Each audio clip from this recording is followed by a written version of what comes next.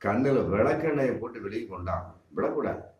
அவர்கள் மேல் அதிகாரிகளா அல்லது அரசியல் கட்சி பிரமுகர்களா, அவர்கள் ஆளுங்கட்சியை சேர்ந்தவர்களா அப்படிங்கிறதெல்லாம் கேளுங்க, விடாதீங்க. ஆமா, இது மிகப்பெரிய ஒரு ஒரு நெட்வொர்க் மாதிரி நடந்திருக்கு.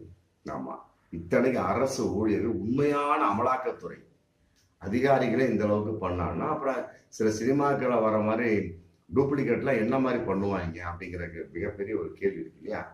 அப்புறம் பேசிக்கிட்டே இருக்கிறாரு. இப்ப சுரேஷ் பாபு பேச பேச இதை டிரான்ஸ்லேஷன் பண்ணி அந்த அதிகாரிக்கு சொல்றாரு. யாரு? அந்த அங்கத் திவாரி, பிடிபட்ட அங்கத் திவாரி சொல்றாரு. சுரேஷ் பாபு தமிழ்ல பேசுறாரு. அவர் பேசுறது ஹிந்தியிலும் ஆங்கிலத்திலும் பேசுறாரு. தன்னுடைய மேல் அதிகாரிங்கிற பேர்ல ஒருத்தர் சொல்லிட்டு இருக்கிறார். சொல்லி அவர் பேச பேச அப்படியே போயிட்டு இருக்கு. மற்ற வச்சு பரவாயில்லைங்க, 3 கோடி வேணாம், 51 லட்சம் வாங்கினா போச்சு போட்டு இப்பதான் மேல் அதிகாரி சொல்லி முடிக்கிறாரு. எனக்கு